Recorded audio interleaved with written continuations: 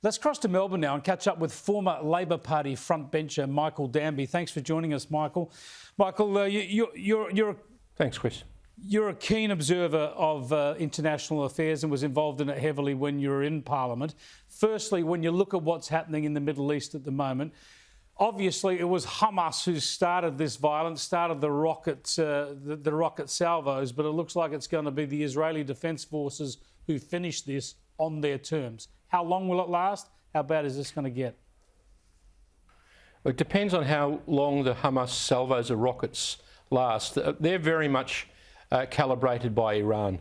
The missiles are more accurate because of Iran, and they're sending them in groups to try and beat Iron Dome. That's again an Iranian strategy. It can get worse, Chris, if they join in from the north, Hezbollah, another Iranian proxy, and the Iranians have missiles in Syria and Iraq too. So I hope this doesn't presage a bigger thing. The Israelis haven't gone in so far. They're just using artillery and tanks from their side of the border to hit the missile squads if they can. So let's hope that it doesn't get worse. I know the Israelis are very reluctant to send in ground troops.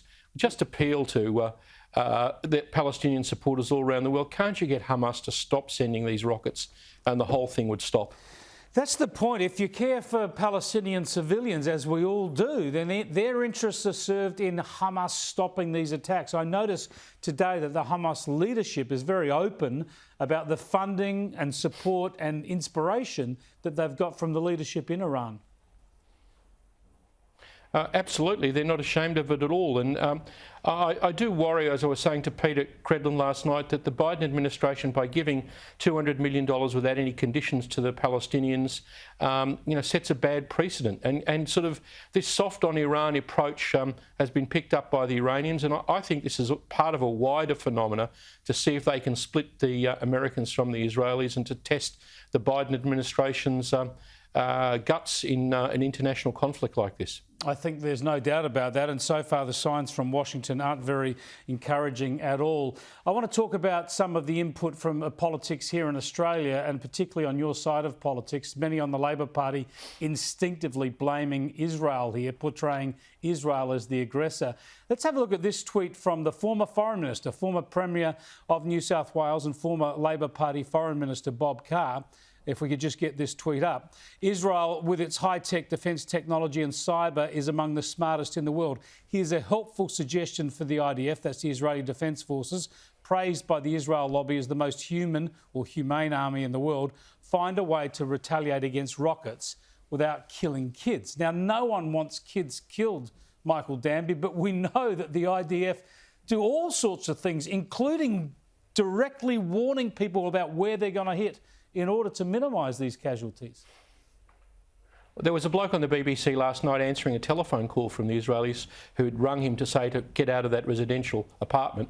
And most of the other targets that have been hit are military targets. And there was an operation which killed in the tunnels 18 Hamas military commanders who were shooting those rockets. You'd think that Bob Carr could at least spell. I mean, he meant humane, but really, this is the bloke who's calling for a boycott of Israeli products like the Green political party used to do. This is a bloke who never says a word about the 2 million Uyghurs who've been dragged off by China to its concentration camps. I mean, the New South Wales culture that Bob Carr comes from is crooked. I mean, there are 3 general secretaries of the New South Wales Labor Party who've been before ICAC. I mean, to use a word you've used in a previous program, Chris, what a chutzpah, what a cheek for this bloke to be talking about, Israel being not humane enough when he and his political culture are the biggest apologists for China, who is an aggressor against Australia, who threatened to missile our north. Yeah, I mean, fair go. Let's stick to the Middle East and Labor, actually, because the current Labor leader in New South Wales, Jody McKay, tweeted earlier this week her sympathy with Palestinian communities, again portraying Israel as the aggressor. Now, of course, no one wants any innocents on either side hurt. Here's Jody McKay's tweet. But again, it's an attack on Israel. And look, if you look at all the progress of the past 4 years, where Israel struck 3 peace agreements with 3 Arab nations under the Trump administration, why did that happen? It was because really in the international community, the Arab world and Israel could see that there was solid, unconditional support for Israel. And that's starting to fracture, isn't it? Which will only encourage terrorists. Well, Jody McKay's emoting for one side is a mistake. Imagine, Jody, if people were shooting rockets from Lakemba at the rest of Sydney. Do you reckon the rest of the people, you're down to 28% of the vote, Labor in New South Wales, that they wouldn't be upset about that and they wouldn't want the Australian Army to respond? Look, I think anyone who wants a genuine peace in the Middle East should beg the Palestinians to accept a two-state solution like they did, like Olmert offered them in 2008, that Barak offered them in 2000, and even Kerry and Netanyahu got close to it a couple of years ago. You know, there's a solution there, but if you're in Hamas and you're backed by Iran, it's easier to kill Israeli civilians in order to show what big shots you are to the Palestinian population.